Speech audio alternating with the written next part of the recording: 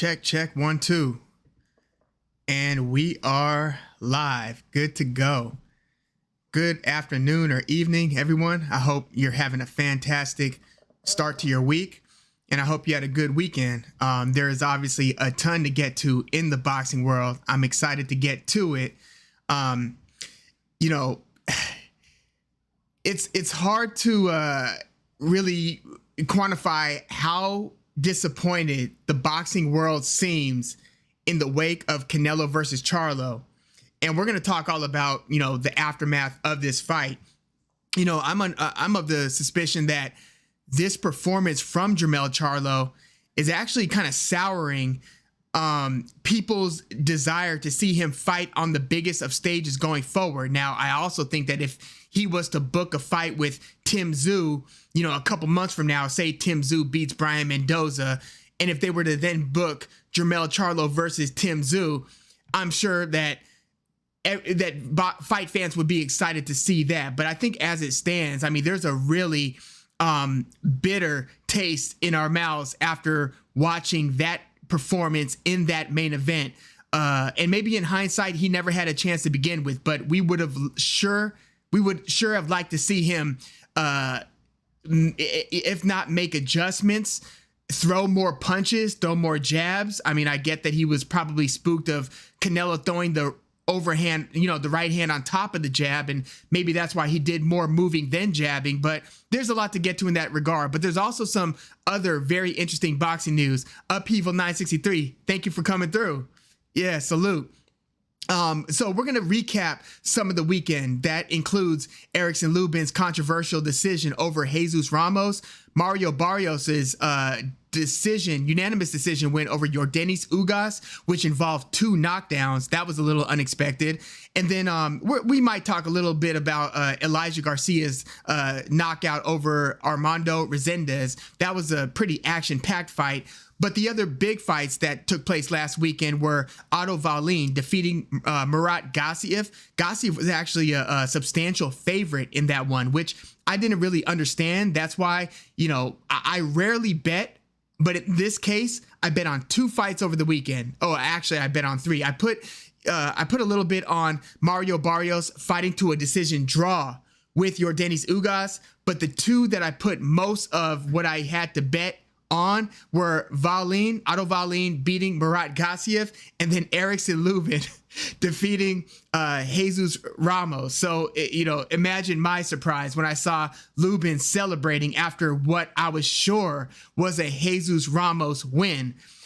So we're going to talk a little bit about Wallin versus Gassiev, and maybe a little Jai Opataya in his first successful IBF cruiserweight title defense, knocking Jordan Thompson out in the 4th. Long story short, that was a mismatch. That was somebody who was on a few matchroom undercards, and he was in way over his head. He did not belong in there in the ring with Jai Opataya. Jai Opataya is actually turning out to be a pretty interesting looking fighter, just with the athleticism combined with him being a southpaw and his approach.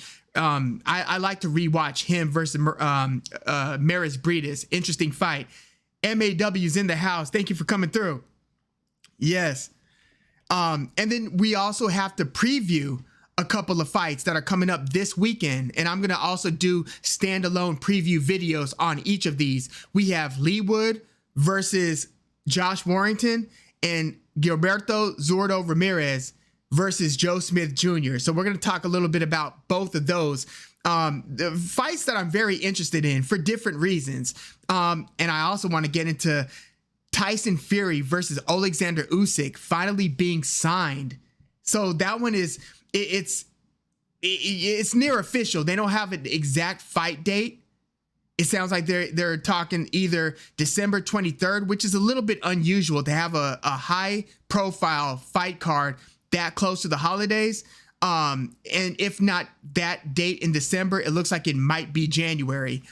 Yeah, Upheaval 963. The judges' scorecards in Lubin versus Ramos. One of the judges had Lubin winning 9 rounds. I don't know how you can even justify that. Even if you were to give him all the credit in the world for for jabbing, jabbing and throwing, a few combinations in the middle of the ring, I do think that he was doing some good work in the middle of the ring. But how much of the benefit of the doubt would you have to give Erickson Lubin to give him 9 rounds in a fight where he by far landed fewer punches? Now, obviously, fights are judged round over round, but if you look at, the CompuBox stats, which, I don't look at that as being the telltale sign necessarily of who won the fight, but it does say something. Ramos not only landed way more punches than Erickson Lubin threw more, which means that Jesus Ramos had a much higher connect percentage. So he landed more punches and landed at a higher percentage. And somehow, according to one judge, lost 9 rounds in that fight. And it's not like the punches that Lubin was landing was visibly doing more damage or hurting Jesus Ramos. I mean, I got the impression that if anybody was going to get hurt in that fight, that it might be Lubin. So yeah, that, I was on the fence on whether or not to classify that as a robbery. But the more I'm thinking about it, the more I'm thinking I would have to really stretch my imagination to not call that one a robbery. That's at least how I'm feeling as it stands right now. Yeah, talking about the 20s, David Eister, Snoop Dogg, LBC. He actually wrote a little segue here, or not even a segue, but a short hip hop deviation. Snoop Dogg wrote the lyrics to Nothing But a G Thing. That's the 1, 2, and 3 into the 4. Literally less than 2 miles away from here. He wrote it at his boy's house on Lime and 10th. That's where he said he wrote those lyrics. Very close to here. Just a few blocks away, basically. A few blocks that way, then a few blocks that way. But yeah, classic track. One of the greatest hip hop tracks of all time, if you really think about it. I could go on about Snoop all day, and just about hip hop all day. David Eister, yeah. Erickson Lubin, 9 rounds on one of the judges' scorecards, and then the other fight, like I said, Elijah Garcia knocked out Armando Resendez on that undercard.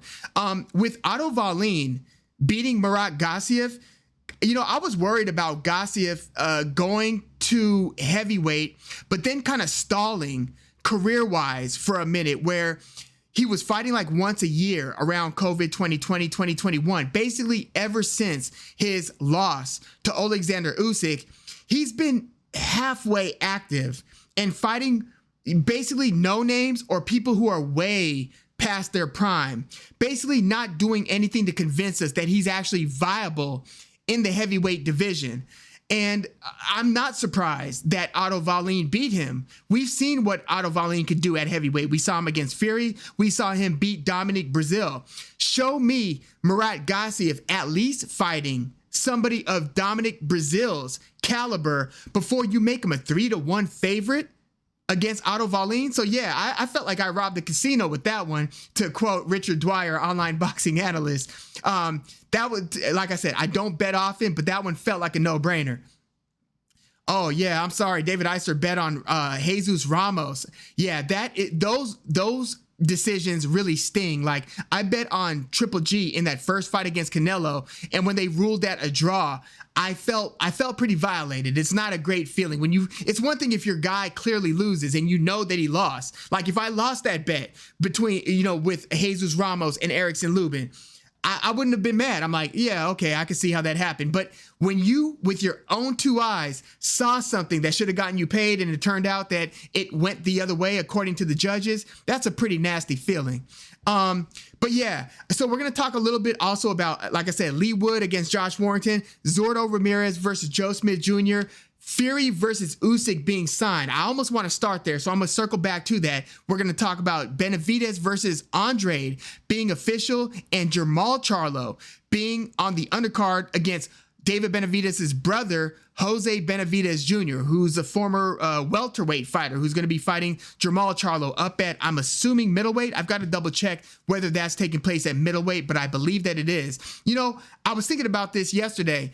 I think Jermall Charlo's fight against Canelo was so non-competitive that it messed up Jermall's chances at getting a fight against Canelo. Not that Jermall did any favors for himself with his last 2 to 3 years of inactivity. But if anybody was interested in seeing Canelo Alvarez versus Jermall Charlo, I feel like Jermell was so uncompetitive against Canelo that they are no longer, it's just a tough sell to the public. It's like, wait, this is the brother of that one guy who got in the ring with Canelo and seemingly didn't try after the third round. Well, he tried to survive and tried to move and tried to do everything that he could to make it the full 36 minutes. And I got a sense of relief from Jermell Charlo after that fight was over. It felt more like relief than disappointment after the final bell sounded. But yeah, so we're going to talk a bit about Fury versus Usyk being signed. Khalid and Kabata is in the house. Thank you for coming through. Yeah, such a letdown. I think a lot of fans were disappointed in how that one played out. And a lot of people were skeptical on Jermell Charlo's demeanor heading into the fight. So throughout fight week, except for the weigh-in, he got a little bit louder after what I consider to be a relief. Once you weigh in, all the talking is done, all the press conferences are done, your training camp, it's all done. Now you just focus on the fight. So Jermell Charlo making weight, not that he was going to just blow weight. I mean, he was a 154 guy coming up, but he got a little bit louder. And I took that to be that post-fight euphoria. Like it's a sense of relief. Either it's a sense of relief or you're still in agony having dropped a bunch of weight and you just want your water, you want something to eat. So you either get a very moody fighter after the weigh-in, or you get a fighter that's totally pumped up because all that other stuff is over now. So there was also a rumor that I want to get into if we have time at the end. Gervonta Davis versus Teofimo Lopez is being discussed. Like, I'm curious to hear y'all, like what you guys think about that possibility. And we're also going to talk a little bit about Ryan Garcia versus Oscar Duarte being made for December 2nd. Efe Ajagba versus Joe Goodall being made for November 4th. Nick Ball versus Isaac Dogbe being made for November 18th. I also heard from Rick Glazer. You might see him on Twitter. He's a boxing insider, essentially. So a polarizing one at that. But he said that Brian McIntyre, might be coming home sometime in October. We know that he's been detained. He's been in jail in the UK since that Chris Eubank fight, and since he, got caught with the firearm in his luggage trying to exit the UK to head back to the US. Also, if we have time, we're going to talk a little bit about Derek James, like going from trainer of the year to having a bit of a rough stretch, between the Errol Spence loss to Terrence Crawford and this recent letdown between, the letdown on the Jermell Charlo side against Canelo. Plus, Frank Martin pulling out of the Shakur fight, that has nothing to do with Derek James as far as any of us know. But yeah, it bees like that sometimes. It doesn't always work out your way, and trainers can only do so much on the winning or losing end. At the end of the day, the fighter is the one conducting the business in the ring. Juan Mendoza, thank you for coming through. Yeah, Tank versus TL would do great pay-per-view numbers. Like, when I saw that rumor, I was, first I was just glad that it wasn't going to be Gervonta Davis versus Isaac Cruz, because I felt like that's where they were headed. And we're also going to talk a little bit, speaking of which, on PBC and Showtime parting ways. It looks like the rumors have been flooding in, and then Dan Rayfield said that he heard from his insiders that after this year, PBC and Showtime are done doing Showtime boxing broadcasts and are instead, for the year of 2024, only going to do pay-per-views, and then Showtime is going to be out of the boxing business entirely after 2024. So again, it sounds like at the end of at least what I'm hearing reported, at the end of 2023, there's no more regular Showtime, which means the ecosystem that will have like the fighters who might not be the A-listers being able to work their way up in the public eye on these Showtime cards to then hopefully fight on the Showtime pay-per-views. It looks like that part of the ecosystem on Showtime is done after 2023, and then 2023 is only going to consist of Showtime pay-per-view, and then after 2024 will only have Showtime pay-per-view, and then Showtime and Showtime pay-per-view are done with boxing after 2024. That's what I'm hearing. Upheaval 963 said HBO should jump back in. I wish we could, bring Lampley back, bring the whole gang back and have them pick up where they left off. But, they pulled out of boxing business-wise for a reason.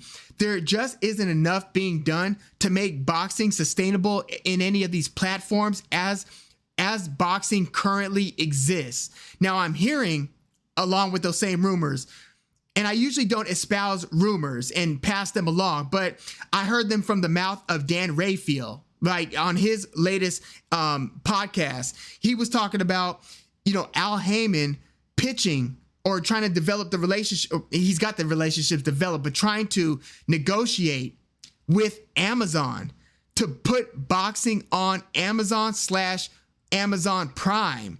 That would be interesting, because what he was trying to do initially with PBC, if you remember, when it was with CBS before they were with Fox, he wanted to bring boxing to the public at large.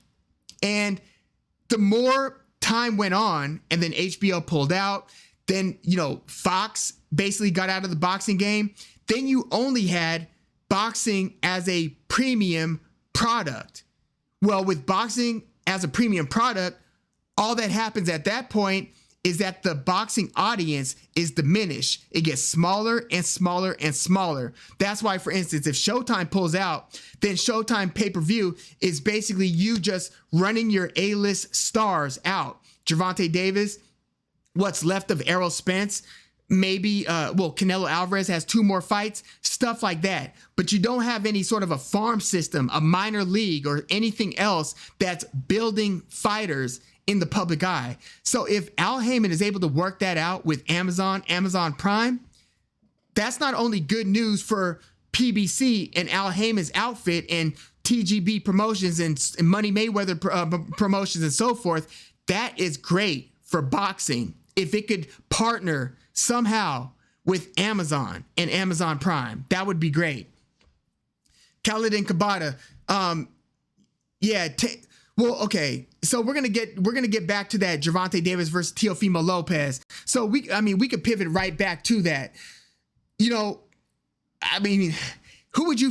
Okay, so David Eisler said Teofimo Lopez is good, but people are overrating that Taylor win. Yeah, okay. Why don't we talk a little bit about inactivity and layoffs while we're at it? Josh Taylor was coming off of a big layoff. Jermell Charlo was coming off of a big layoff. The fact that Jermell was on the big layoff, Jermall Charlo, the bigger brother, has had a 2+ year layoff. I do not like his chances against any of the elite fighters for like the next year. I'm going to need to see him come in and beat like 2 or 3 lesser opponents before he needs to be in there against an elite fighter. Like, remember when Dimitri Bivol got a little bit inactive, which he's gotten inactive again in 2023, that might pose a problem for him when he steps back into the ring. But after his fights against like Jean Pascal, Joe Smith Jr., Sullivan Barrera, that part of his career, he took like some time out of the ring, especially during the COVID 2020, got back into the ring, fought 2 guys where he didn't look very good. One of those guys is the guy who just lost recently to Joshua Buatsi, the British fighter. Craig Richards was one of the 2 guys, and then Salamov. Those were the 2 guys that Dimitri Bivol returned to the ring against. Didn't look great, and a lot of people were like, well, maybe Dimitri Bivol isn't that good. In fact, I assume that it's those 2 fights that Dimitri Bivol came back to with the ring rust after the inactivity. That was the reason, along with how good Canelo was looking at 168 and so forth, that Canelo was such a big favorite against Dimitri Bivol. So layoffs should not be understated. They're a big deal. Like, think of some more examples. Like how long Teofimo versus Kambosos was held off before Teofimo finally got back in the ring. So yeah, maybe the Teo win over Josh Taylor is a little bit inflated in terms of what we then assume we could see from Teofimo against these other top-notch fighters. But at the time, you know, Josh Taylor, no, he didn't look good in his fight against the slick counterpunch Catterall, Jack Catterall. So, and by the way, Jack Catterall has a fight coming up as well. And there was a layoff for Josh Taylor before that Catterall fight. Like, that was postponed because of a knee injury, I believe. It was a knee injury to Josh Taylor. And then after the Catterall fight, it was a foot injury to Josh Taylor. So yeah, I don't think you can't overstate what a big layoff could do to somebody's timing, just their reflexes, and how good they're going to look in the ring when they do return. So Teofimo Lopez versus Gervonta Tank Davis. Look, this fight's going to be at 140, right? Well, we saw what Gervonta Davis did with Mario Barrios, but he did struggle before that stoppage. You know, that's the one where Floyd came to him in the corner after like the 6th or 7th round and said, "They got you losing on the unofficial scorecard." Gervonta Davis looked at Floyd like, "What? And then Floyd's like, "Do you want me to lie to you or you want me to keep it real with you? You're going to need to step it up," basically. And Gervonta Davis looked bothered by that information, but Floyd was there to give it to him.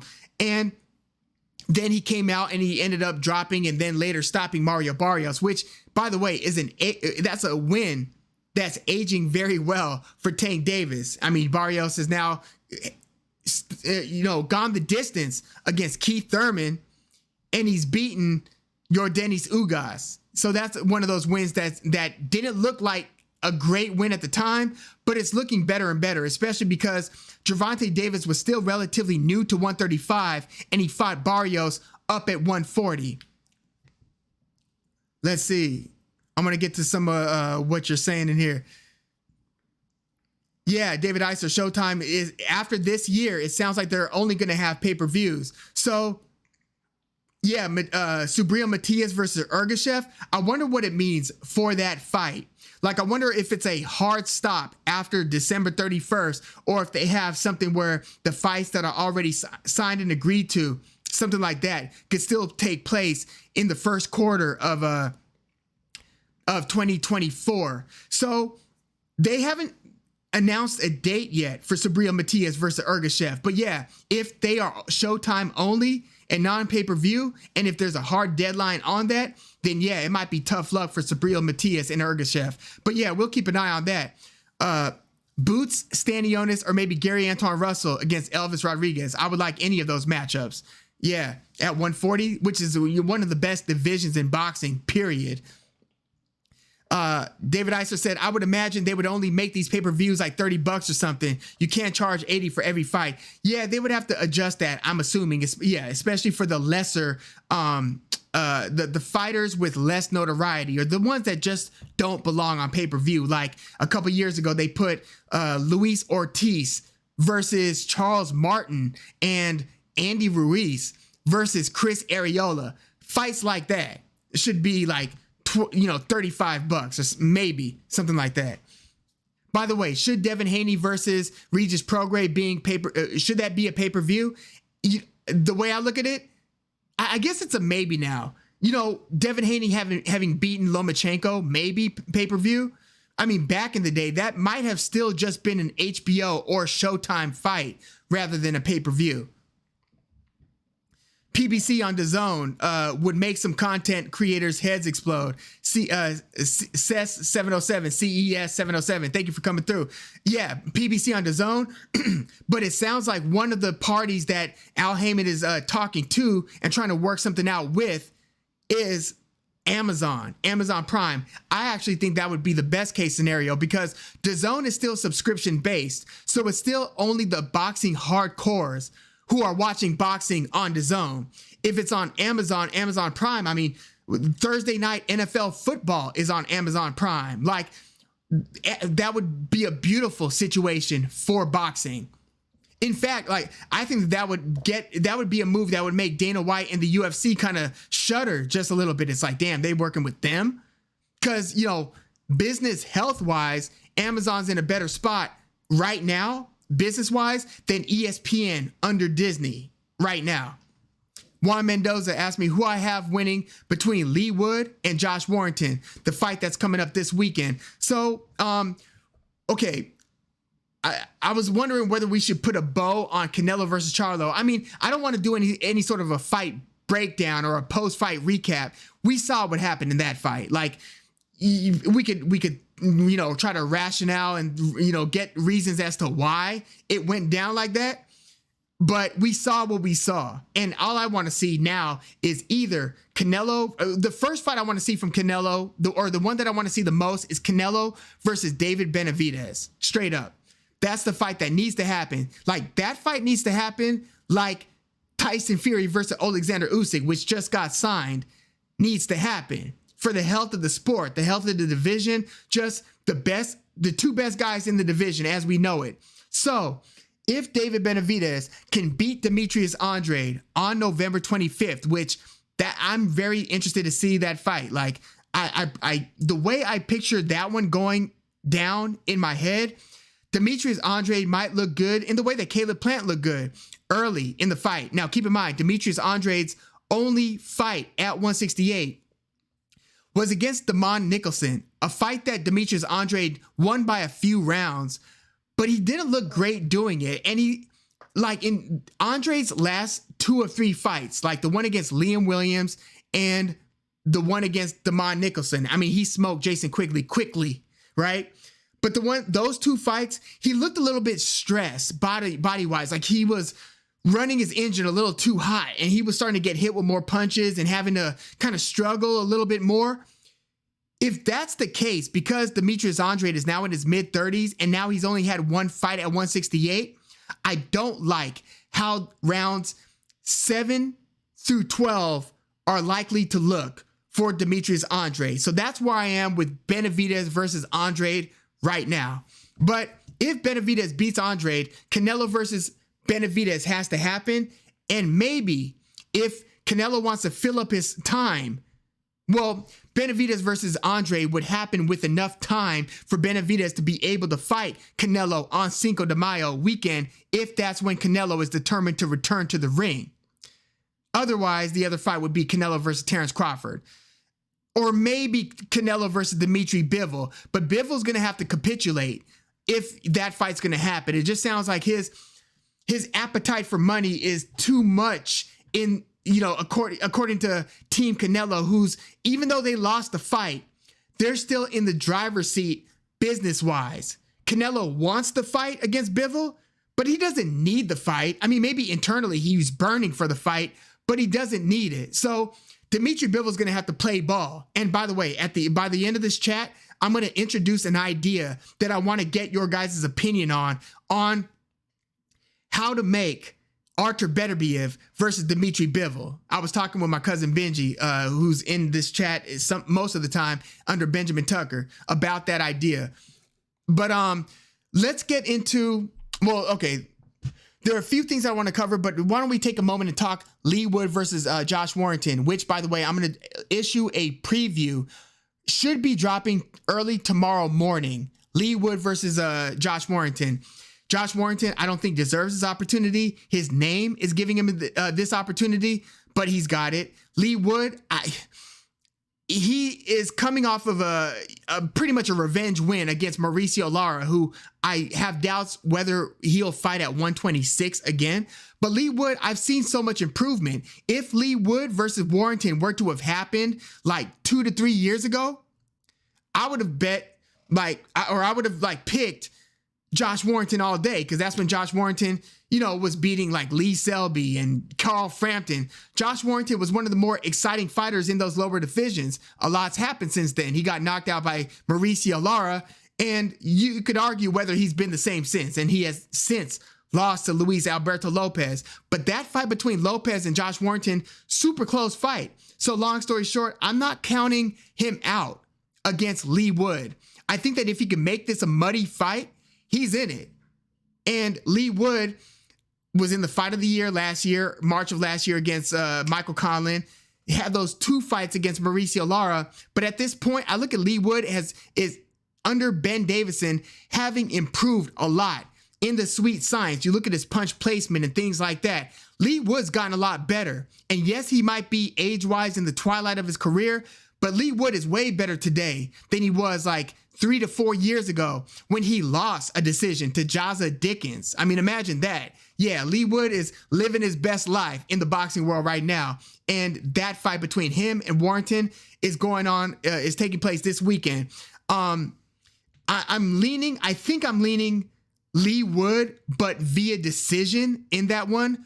But yeah, I'm going to have to hash that one out mentally a little bit, and then I'll issue the preview early tomorrow. But right now, I'm thinking Lee Wood via close decision. I think Josh Warrington's actually going to make that one very competitive. Yes, he might be over the hill, but he's still able to muddy up a fight. And Lee Wood, I'm imagining, is going to try to catch Warrington, who likes to come in low with uppercuts. And by the way, before we move on, shout out to Lee Wood's eyebrows and his forehead for taking this fight against Josh Warrington, because I expect there to be at least one devastating headbutt. So thoughts and prayers for Lee Wood's eyebrow. Let's see. Yeah, Upheaval 963. I agree. Canelo versus Benavidez, that fight really should happen in May. That's the fight that needs to happen. And if David Benavidez beats Caleb Plant, then Demetrius Andrade, you damn right he's ready for a title shot. There's no reason. There's no excuse Canelo could give that can keep him out of the ring with David Benavidez. I mean, you know, symbolically for that Cinco de Mayo weekend, you would have a Mexican fighter from Jalisco, Guadalajara, versus a Mexican American from Arizona. So this is almost, you know, Chavez versus De La Hoya, very different roles and such, but basically you've got something somewhat similar, at least culturally. Let's see. EK is in the house. NMTK is in the house. Thank you guys for coming through. Sub Swoles, yeah, is in the house. Okay, so NMTK said, who should Tank fight next? Well, if they do make that fight against Teofimo Lopez, that fight, they need to make that fight. If that fight can be made, make that fight. If Tank is willing to go up to 140 to fight Teofimo, yeah, do that. EK said Benavidez versus Andrade doesn't even make sense. Benavidez is going to walk through him, hot knife through butter. Wow, you think it's going to be that easy for him? So, look, Demetrius Andrade, I do think is a little bit past his prime. I really do. Like he's hitting harder than I think than he used to, and he's naturally getting bigger. But if you look at how he was when he was at 154 or when he just got to 160, his movement and his ability to fight a hard 12 rounds and a smooth 12 rounds, I feel like he's been hit. The second half of his fights have gotten a little bumpier lately. And that is just not the recipe for success against somebody who picks up the steam and starts rolling downhill, snowball effect, avalanche, like David Benavidez. That's not what you want. You can't be tiring or even slowing down in the middle to late rounds to where you become easier to hit, because then it becomes a thing where they start getting involved in a lot of exchanges because Demetrius Andrade isn't able to keep this a tactical, at length, sweet science fight with Benavidez anymore. He's going to have to be forced into some of those exchanges. The fight that I keep on hearkening back to is Jarrett Hurd versus Erislandy Lara, a unification fight that Erislandy Lara was an aging tactician who was able to outbox Jarrett Hurd in many of those moments. But in the second half of the fight, that snowball effect, that downpour, that Antonio Margarito type thing started catching up with Erislandy Lara. And Jarrett Hurd dropped Lara towards the end of that fight, secured the decision. I have a similar feeling about David Benavidez versus Demetrius Andrade. Let's see. Subswole said, Canelo isn't wrong. He could never fight Bivol again and no one would care. Yeah, you know, that's true. So Bivol's going to have to play ball. David Iser said, let's see. Barrios was offered a pro-grade fight and avoided it. Well, a lot of people avoided pro-grade because it was one of those high-risk, low-reward things. Kind of like Andre, even when he had the WBO 160-pound title. I mean, even when he had the 154 WBO title, it was high risk, low reward. And I'm trying to think, there was another fighter that that crossed my mind recently that looks like they're gonna suffer the same fate in terms of getting the meaningful fighters to get. Richardson Hitchens, who just dominated Jose Zepeda. I see him having trouble getting big names to get in the ring with him at least over the next 2 or so years. I don't think it's going to look pretty for him. I think he's going to fight one lesser named guy or way over the hill guy after another.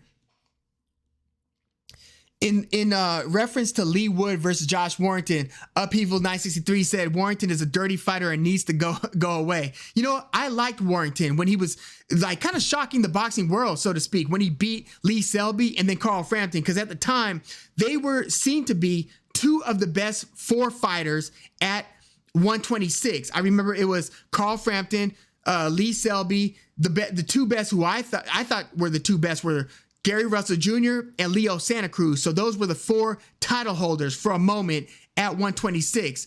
And Josh Warrington beat 2 of those 4 guys like in succession. So it's just been unfortunate. Pretty much since he headbutt Lee Selby, now that I think about it. Yeah, when he won the title against Lee Selby, he had a massive head clash with Selby. So let's think about this. Josh Warrington is headbutt and cut Lee Selby, Kid Galahad when they fought, Kiko Martinez when he reclaimed the title, Mauricio Lara in their second fight. That fight was stopped in the second round due to cuts over Mauricio Lara's eye due to the head clashes from Warrington, or the incidental head clashes. And I was surprised that Warrington agreed to that rematch. I didn't think he would want to get back in the ring with that ferocious Mauricio Lara at that time. But yeah, so that's 4 instances of bad head clashes. And then most recently, in his last fight against Luis Alberto Lopez, a bad head clash caused a pretty mean cut to Lopez in that fight. So yeah, it's not looking good for Lee Wood's eyebrows, to say the least. Let's see. David Eister said Lee Wood is ducking the heck out of Otabek Kalmatov. So the fact that I struggled pronouncing the name, I mean, look, there are other names that are as difficult to pronounce that I am familiar with and able to pronounce a lot better. But what I'm saying is, when you have a lesser known fighter, like look at Subriel Matias's like recent history, basically before Hedemias Ponce, the fights before that were against tough Muslim region Russian fighters, or the Baltic states, right? The former Soviet Baltic states that have a lesser reputation or are less known, but are tough as nails. Yeah, I think a lot of those fighters get avoided. Just like I think, again, a lot of the tacticians who are matchup issues like Richardson Hitchens will be avoided. If you don't have a big name, but are a handful or just frustrating as hell, like Sandor Martin, to deal with, you're going to have a tough time luring big names in the ring with you. So yeah, it's no surprise that Lee Wood wouldn't fight Otabek Kalmatov, you know what I mean? At least not right now. Kalmatov, what he needs to do is get a couple mid-tier fighters. Kiko Martinez retired, but get some guys who are ranked 8 through 15 in the ring with you. And then you might be able to get the A-listers or maybe B+, B-level fighters in the ring with you. Karma Serene in the house. Thank you for coming through. Heck yeah. MAW said Warrington makes maximum use of his skull. Yeah, in almost a Timothy Bradley type way. I remember when Timothy Bradley had a significant fight against then undefeated Devin Alexander. It was undefeated against undefeated. Champ, I believe, versus champ. And Timothy Bradley's head was the story of that fight. You know what I mean? But Josh Warrington, again, I liked him when he was in that exciting part of his career. But from that Kid Galahad fight on, yeah, he's pretty much been headbutting and cutting just about all of his opponents over the last couple years. Yeah, MAW said if Caleb Plant could go the distance with David Benavidez, then Andre likely sees 12. But the part that makes me wonder if that is the case is that Demetrius Andre only has that one fight so far at 168, and it was against Damon Nicholson, and he won it convincingly, but he didn't look great doing it. Let's see. David Iser, you think Lee Wood is chinny? Okay, yeah. Okay, so Lee Wood hit the canvas against Michael Conlan in the first round. Remember that? Conlan flattened Lee Wood in the first round, which is one of the things that makes that one of the best fights, literally one of the best fights I have ever seen. Like in any period, in any weight class, that is a bona fide classic. Michael Conlan or Lee Wood defending his title against Michael Conlan, which Lee Wood first won that belt off of Zhu Can in 2021. But yeah, he hit the canvas tough, like flat on it. It wasn't on his butt. He got put on his back against Michael Conlan and then battled back and so forth. The rest is history. And then obviously against Mauricio Lara. I don't think he hit the wood against Jazza Dickens or against some of the guys that he fought just before Michael Conlan. Didn't hit the floor against Zhu Can. He kind of dominated that fight, quite frankly. So he can get hurt, obviously. But I do think that he's got a good ability to recover. If he didn't, Michael Conlan would have won that fight against him, because it wasn't only that first round knockdown that Conlan scored, but he hurt him in the second round, in the third round. Like he had, it was not looking good for Lee Wood, like through three, but he might be a little chinny, but he's at the same time, in my view, he's pretty durable as well. Like he's got a ton of heart, and he's recovered from tough situations. So I think both things could be true. He could be a little chinny and have a ton of heart, therefore be somewhat durable. Let's see. David Iser said Mauricio Lara smoked too many backwoods and ate too many chimichangas before the Wood rematch. So Mauricio Lara, I was wondering this about Lara. When you come up from like either a tough background or had a hard road to the title, and you finally get not only a title, but you get a lot of money in your next fight, what is the incentive to keep on training as hard as you were training when you were coming up the ranks? So I was wondering if Mauricio Lara was going to be the same hungry beast that he was, before that Josh Warrington fight. And we'll see what his career looks like going forward. But yeah, he came in not only overweight against Lee Wood in that rematch, but he was a few pounds overweight. Remember when there was a question of whether the fight was going to go on and Lee Wood had that decision to make, and then he made that decision, and Ben Davidson's like, I wouldn't, I advised against it, but hey, he wanted to do it. Like that is a lot of like, man, Lee Wood shows us the heart that we wanted to see from Jermell Charlo in that fight against Canelo, put it like that. So why don't we pivot and talk a little bit about Tyson Fury versus Alexander Usyk finally being signed? And why don't we start with, in that same vein, he's fighting him basically like a couple months after his fight with Francis Ngannou.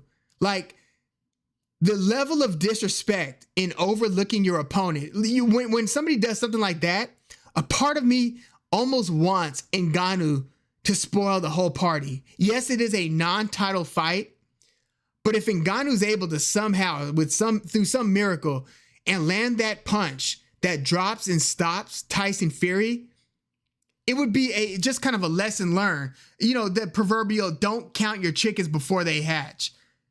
Because yeah, they signed to fight each other, they being Tyson Fury and Alexander Usyk, while Tyson Fury is preparing to fight Francis Ngannou.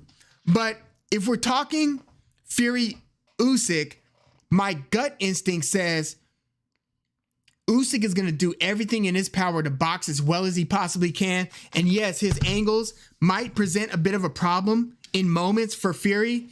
Fury might have some trouble finding Usyk.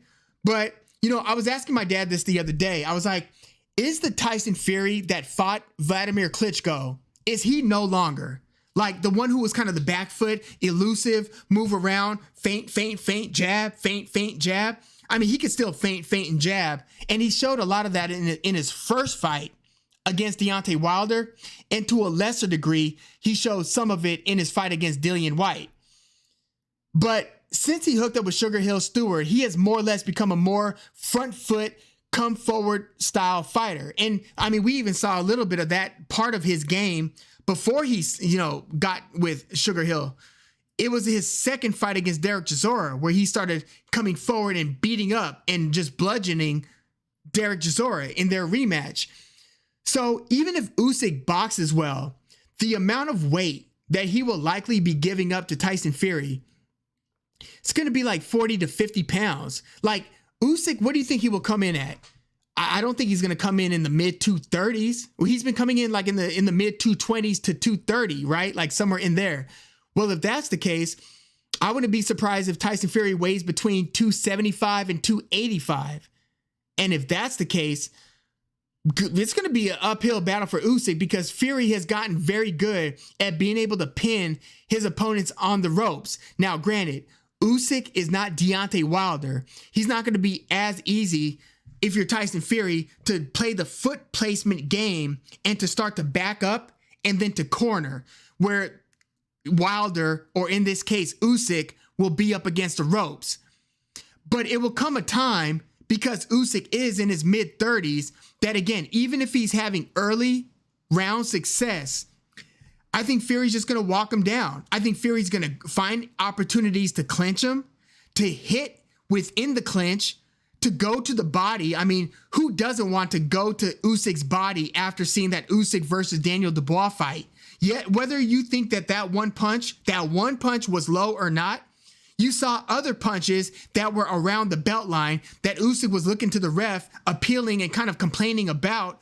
Like, if Tyson Fury saw that fight, which I'm sure he did, he's got to be licking his chops saying, okay, you know, he calls him a midget, calls him this and that. I just think that Tyson Fury is going to end up beating up on the much smaller, highly skilled future Hall of Fame Alexander Usyk. That is at least what I'm feeling right now if I'm thinking Tyson Fury versus Usyk. And yeah, Upheaval 963 said Fury wins that fight 8 rounds to 4 or 9 to 3. Yeah, I'll stop short on thinking that he's going to stop Usyk. I think Usyk, like Jermell Charlo, has enough tools in his tool bag to be able to go the 12-round distance and not get stopped. You know, he's just one of those craftsmen. And Jermell Charlo is a craftsman.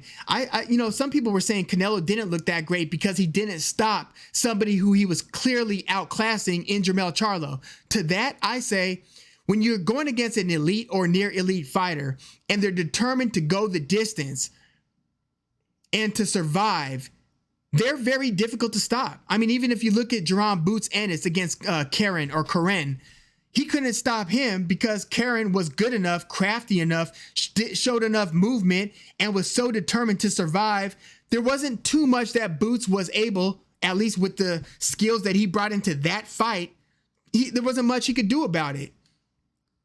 So, and not to say that, you know, that Alexander Usyk is going to essentially tuck tail and play the survival game in the same way that Jermell Charlo did it, but I do think that he's going to get beat up on pretty bad.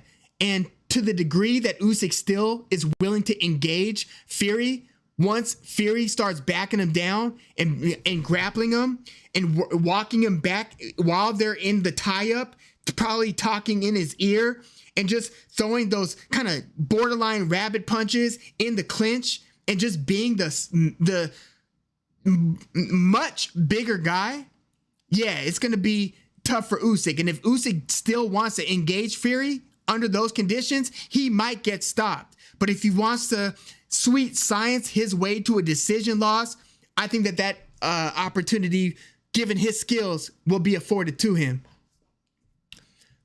Let's see. Juan Mendoza said, I want Usyk to win, but I don't know. Fury might just be too big for him. I agree. Yeah. NMTK says that the fight will be close. Usyk has to KO Fury to win. Ooh, that's a tough proposition. If the fight goes to the judges, he will not win. So you don't think that he's going to have enough energy and enough of the sweet science acumen to be able to just outbox him in the way that he outboxed Maris Briedis or Murat Gassiev or Anthony Joshua? I mean, I would tend to agree with you. What can he do to win a decision? Fury's really going to have to come in pretty flat and be totally flabbergasted by the angles for Usyk to win a decision. Like, it would have to look like Roy Jones against John Ruiz for Usyk to win a decision. I don't see that happening. Johnny's Combat Talk and News is in the house. Thank you for coming through. Salute. He said, first time seeing one of your streams, man. Always like your content. You call it down the middle. Yeah, thank you for that, man. Thank you. Yeah, I do. If you're like kicking it with me when I'm watching a fight, I'm often pulling for a fighter one way or the other. I'm often yelling at the TV and all that. But in terms of analyzing fights, you just have to look at what you are seeing with your eyes and just call it really like you see it. And it's not difficult to do. It's not difficult to say what your eyes are telling you about this fighter versus that fighter. And I'm not a big better, but when I do bet, I try to definitely disclose that in the preview or in the live chat, one or both. By the way, check out Johnny's Combat Talk and News, quality channel. Yeah, thank you again.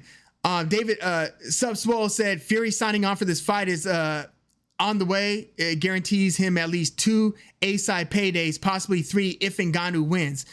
Okay, yes it does, but how much does it deflate Fury versus Usyk? Would it hurt Fury versus Usyk if Fury loses to Ngannou? I think undoubtedly, to some degree, it would hurt that fight. Just like Deontay Wilder versus Anthony Joshua is somewhat hurt based on both, over the years, Wilder and Anthony Joshua having lost multiple times. Subswole said, I think if he lost to Ngannou before signing the Usyk, it might lessen his bargaining power even as a champ. Well, it would lessen his bargaining power. So if the purse is already agreed upon, then it is what it is. But in terms of a rematch, right, between Fury and Usyk, it might lessen his bargaining power. And it would also if we're talking is the rematch between Ngannou versus Fury, if Ngannou pulls off the miracle, I think that it would lessen Fury's bargaining power in a rematch unless that is already established, which I don't know it to be. I haven't heard that reported. David Eiser said, I think, Usyk versus Fury is not only a great fight, but it's an important fight. It's a legacy stamping. Both of their legacies are stamped, but it's a historic matchup. Let's see. Colin and Kabata said, my heart is with Usyk, but Fury will most likely win. Fury will just lean on Usyk and get the win. I think he's going to be he's going to bully him in the ring and get the W. That's how I see that one playing out. But I do want to do a deeper dive and do an official preview as we near the fight date, because maybe there's, sometimes you have like an opinion of a fight, and then once the fight takes place, you're like, damn, why didn't I think of that? Why didn't I consider that? I suspect that there might be some of that as it pertains to Fury versus Usyk, but we'll see as we, further discuss this fight down the road. MAW said, Hill took Fury to another, Sugar Hill took Fury to another level, sitting on shots. Yeah, you know what's funny about that? Sugar Hill wasn't with Fury in that first fight against Wilder, but towards like in the last 2 or 3 rounds, I forgot whether it was before or after that second knockdown where Fury was flat on his back against Wilder, Fury started to sit down in that fight, that first pre-Sugar Hill Deontay Wilder fight, sat down on a couple right hands that looked like absolute missiles. And I was thinking like, damn, why doesn't he do more of that? And yeah, since he's been trained by Sugar Hill Stewart, we have seen a lot more of not only him sitting down on his punches, but he'll move and then on the drop of a dime sit on the punch. So it's not like he's doing the kind of lumbering, not that he was doing any sort of a lumbering step and slide, but Anthony Joshua, Deontay Wilder, the less fleet of foot heavyweights, when they throw their power punches, it's like step, get it ready, now deploy, right? But Fury is able to kind of move laterally, then sit down on the drop of a dime and throw the power. I mean, just look at the way that he dropped Dillian White with that beautiful uppercut.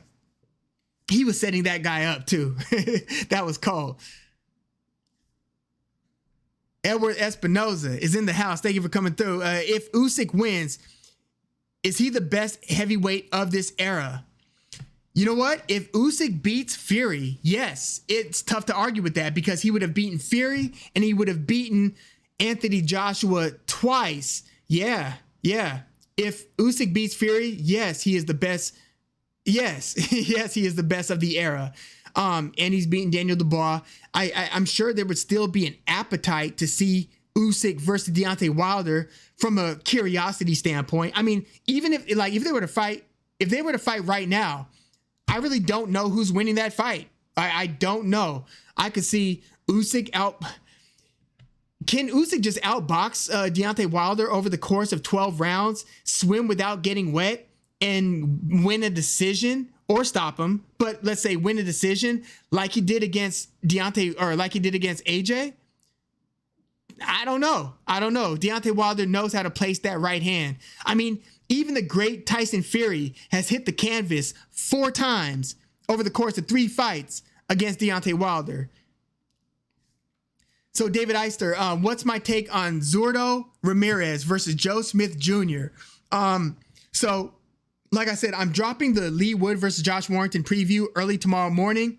I'm going to try to drop Zurdo versus Joe Smith full preview either Thursday morning or at the latest very early Friday morning. But here's a couple things to consider with Zurdo Ramirez and Joe Smith Jr.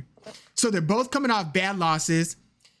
Joe Smith hasn't fought since May of last year? Big layoff since he lost to Artur Beterbiev, which was a real... Even people who thought Beterbiev was going to win that fight thought that Joe Smith Jr., being the young buck who has a lot of power, a lot of energy, might have something for Beterbiev. But that was one of those fights that's like, oh my God, like damn. That was one of those types of fights where you're just kind of blown away by how much and just how good Beterbiev, the way that he was sitting down and then just delivering the uppercut, moving around and then throwing the overhand right, because as Timothy Bradley put, Joe Smith Jr. was sticking the jab hand out there a little bit too lazily and from the wrong range, that Beterbiev was able to just drop Joe Smith like 3 times on the way to a second round TKO. So Joe Smith's coming off that. Zurdo's coming off of the, outclassing at the hands of Dimitri Bivol.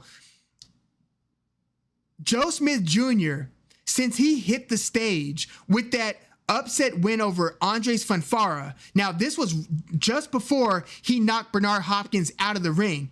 He fought the Polish Andres Fonfara in Chicago.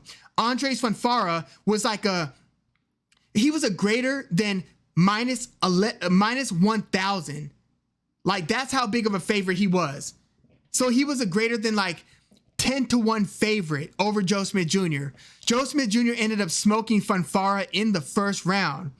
Now, from that fight on, and Fonfara isn't a southpaw like Zurdo Ramirez, but if you look at all Joe Smith's fights against Dimitri Bivol, Artur Beterbiev, Sullivan Barrera, who else did he fight? He didn't fight Jean Pascal, Andres Fonfara, Bernard Hopkins, basically everybody that Maxime Vlasov. That was a great fight, and that was one of the main fights that I was watching in analyzing Zurdo Ramirez versus Joe Smith Jr.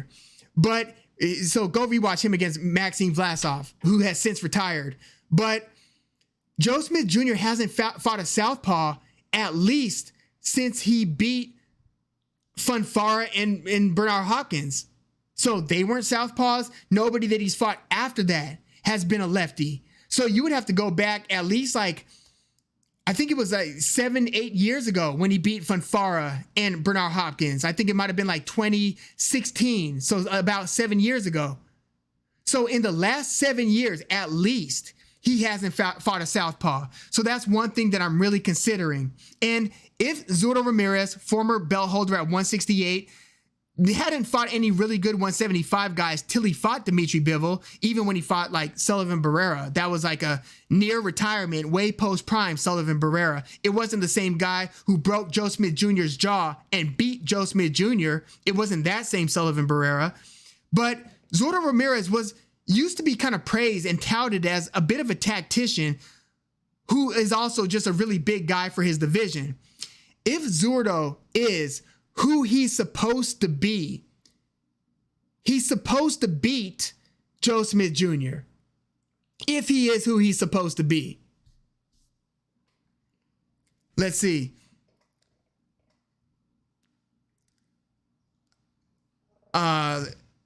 Okay.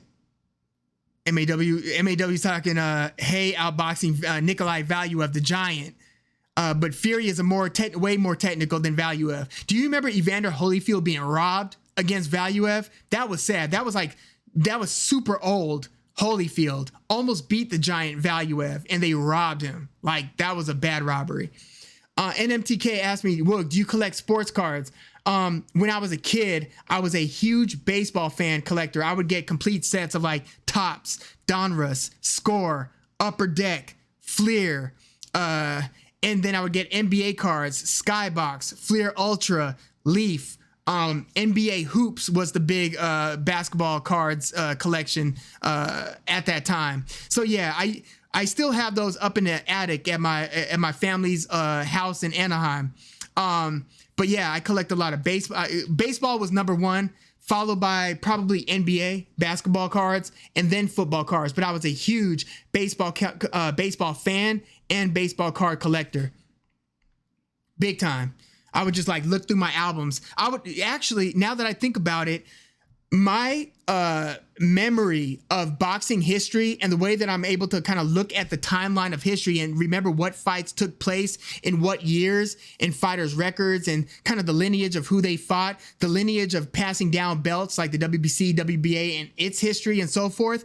I think that might have come from me being a kid studying the backs of baseball cards and memorizing the players' slugging percentages, batting averages, their home runs and RBIs, me being a big Frank Thomas fan and saying, oh, he's putting up Ted Williams like numbers year over year where he's batting 300, hitting 25 plus home runs, hitting 100 RBIs per season, 100 runs scored, 100 walks per season. And I think that my obsession over a lot of the baseball stats kind of, I guess, got me to think in a way that lent itself to looking at things like music history and boxing history, quite frankly. Yeah, David Eister, talking Joe Smith Jr. No, Maxime Vlasov was not a southpaw. I was just saying, I'm saying if you look at Joe Smith Jr.'s history, try to find the latest southpaw that he fought. You would have to go back before Vlasov, before Fonfara. I was only looking at Vlasov because of Vlasov having kind of like a style, not a southpaw style, but a style that forced Joe Smith Jr. to think before entering the pocket. Vlasov gave Joe Smith Jr. a lot of problems, especially in the first like 2/3 of that fight. Joe Smith had to really rally to earn that disputed, could go either way type decision over Maxime Vlasov. But yeah, Joe Smith Jr. hasn't fought any Joe Smith hasn't fought a southpaw since before Andres Fonfara. So how's he gonna exactly look against his first southpaw in at least 7 years, and that first lefty being Zurdo Ramirez? Time will tell.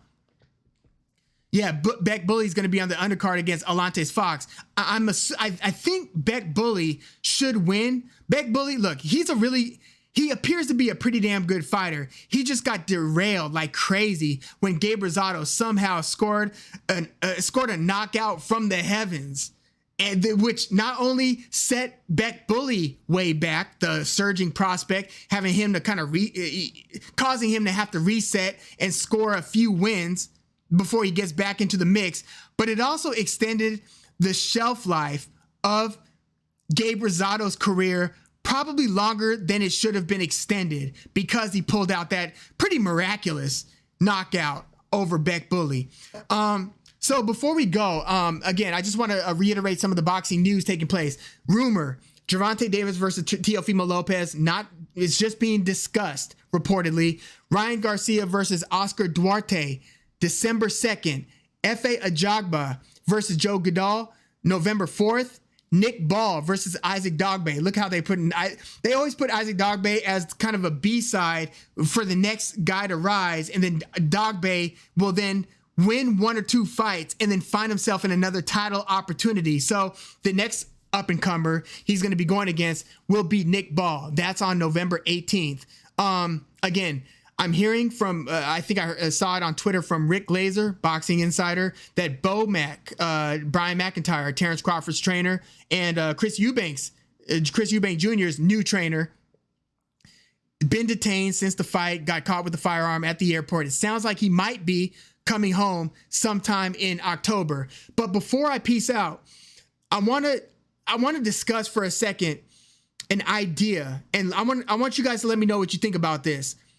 How to make, I think I have an idea how to make Artur Beterbiev versus Dmitry Bivol. Hear me out, because I actually want to do some content once I kind of flesh the idea out. But right now I'm just kind of thinking about it and thinking if this would work. So boxing fans, we pay for pay-per-views, right? I mean, at least those of us who aren't doing any one of the streams, right? Which are out there. But we pay for some pay-per-views. Is there a way to subsidize Beterbiev versus Bivol? Because what they're running into is there's just not enough money in the fight, whether they're talking about, the Middle East as a venue, Canada as a venue, the US as a venue. There's not enough money in Beterbiev versus Bivol to satisfy the appetites of both fighters and to pay all the parties and stuff like that. Can we, and when I say we, I just mean boxing fans as a whole, can we as a community come together on this one? If there would have to be a lot of communications, a lot of, online, maybe forums set up to talk about this, and to set up like an escrow account to hold the money. Can we work with a promoter or one of the bodies, whether it's Eddie Hearn or Top Rank Bob Arum, whoever? Can we crowdfund to subsidize Beterbiev versus Bivol? No, they haven't. The WBC and Karma Serene asked, have they sorted out the Russian issue? No, they haven't. And I think it's the WBC who's playing hardball with that one, right? So you've got a Russian fighter versus a Russian fighter who is a Canadian national. Artur Beterbiev is in Quebec City, Montreal, or Quebec province, Montreal, the city, which I visited earlier this year. Beautiful vacation. I love Montreal. I want to go back soon, quite frankly. But they haven't settled that. Mauricio Lara said the WBC belt, which is one of Beterbiev's 3 belts, will not be up for grabs in that fight. He's saying that they will not sanction that fight. So it would just be Bivol's WBA title and then the IBF and WBO belts.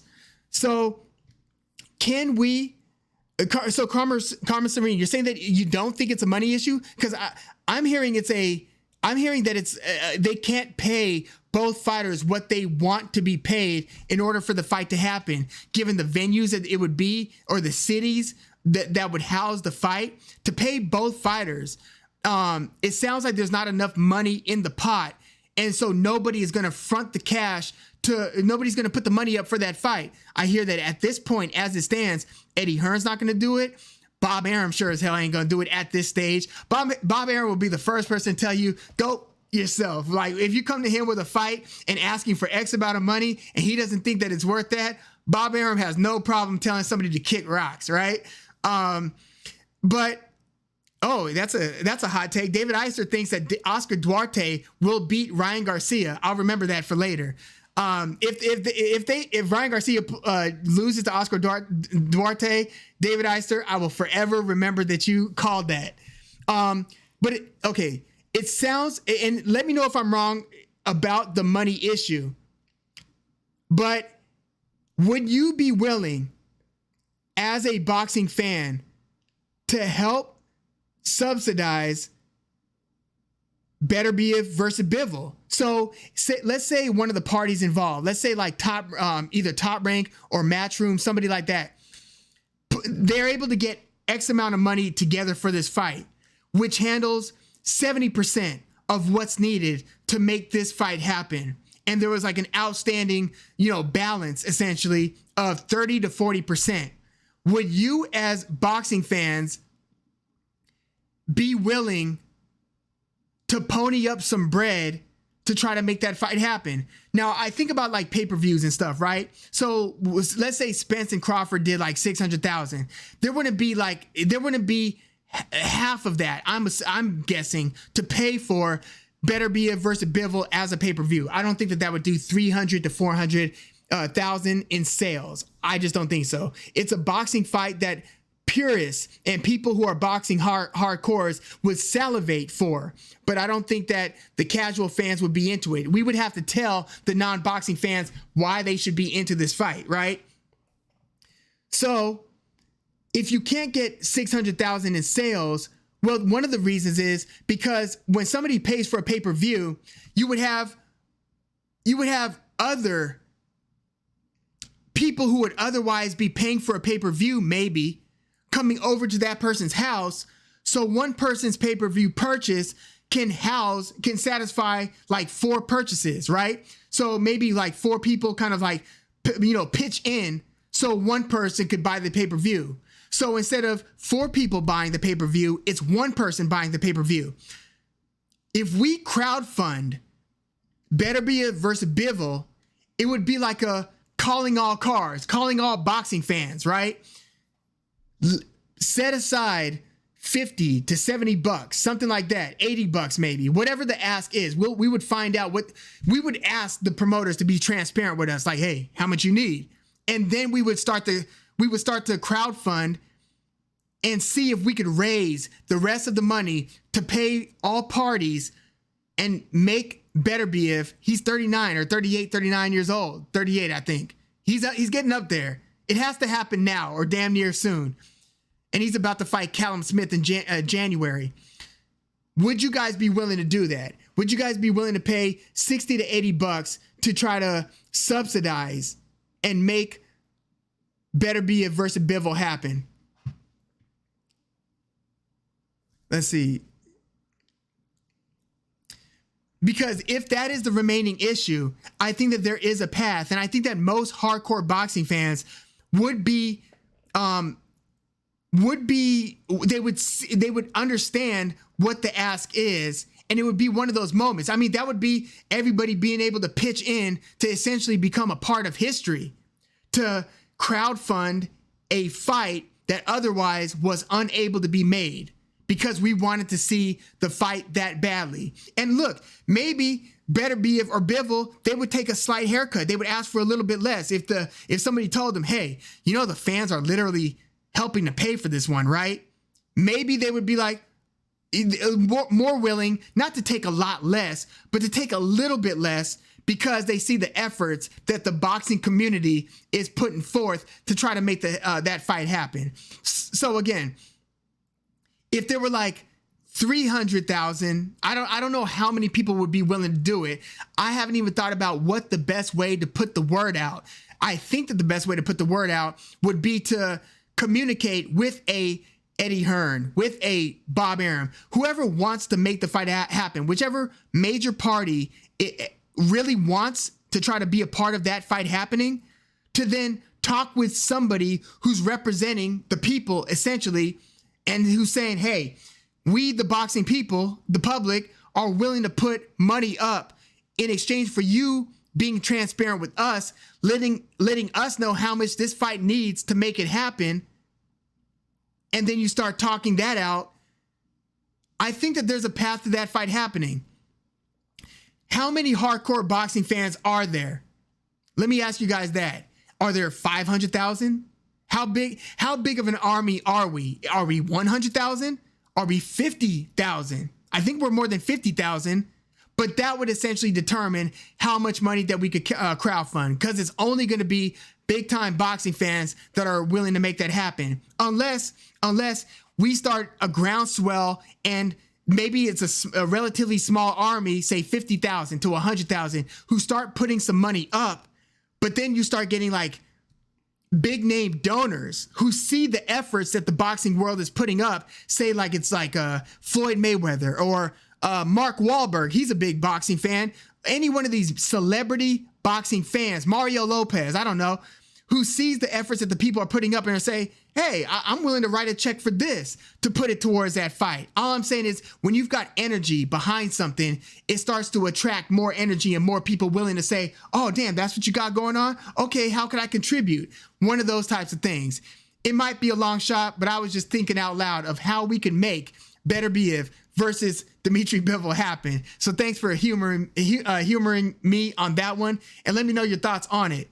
But yeah, I want to thank you guys once again for coming through to this live chat. We covered a lot. And by the way, again, I reiterate, if Al Heyman, in the wake of, if these rumors and reports that we're hearing are true about Showtime being done with boxing, if Al Heyman is, as I heard, as a rumor, thanks MAW, yeah, please smash the like button, y'all.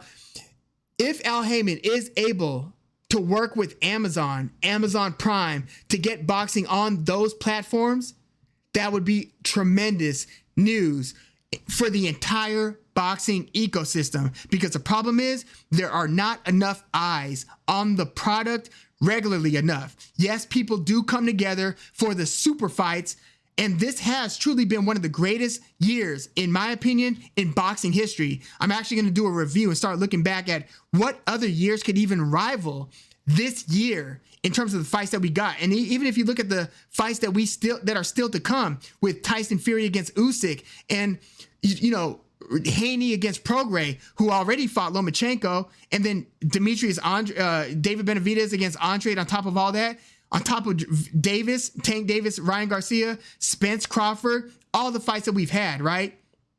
Truly a historic year. But if boxing, the more that boxing becomes a premium product, the more the audience will dwindle and shrink. If we get boxing on Amazon and Prime, or Amazon is Prime, Amazon Prime, that changes the game. That makes boxing a truly viable product once again. So yeah, keep your eye on the PBC situation. But yeah, I want to thank you guys, MAW, once again for coming through. David Eister, Karma Serene, Upheaval 963, Juan Mendoza, NMTK. Heck yeah.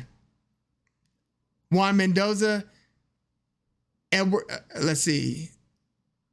Yeah, I don't, if you guys know where I could see a list as opposed to scrolling up to thank y'all. But yeah, I thank all y'all in short. I know Sub Swoles, EK, yeah, Cess 707, Kaladin Kabata. Heck yeah. And again, I'm doing a preview on Lee Wood versus Josh Warrington, dropping that early tomorrow, and then either on Thursday or at the latest early Friday morning, doing a Zurdo Ramirez versus Joe Smith Jr. preview. So yeah, enjoy the fights this weekend. I can't wait till the next one. I'm gonna try to get back on it 1 week from today, Tuesday evening, usually at 6:00 p.m. Pacific. I'm gonna try to just make this as consistent as possible. But yeah, see you guys then. Until then, I'm gonna respond to whatever comments I haven't yet responded to. And yeah, thanks again. Like the channel, subscribe, or like the video, subscribe to the channel if you are into the fight talk. Karma Serene, thanks again. I'm Woog. Thanks for tuning in, y'all.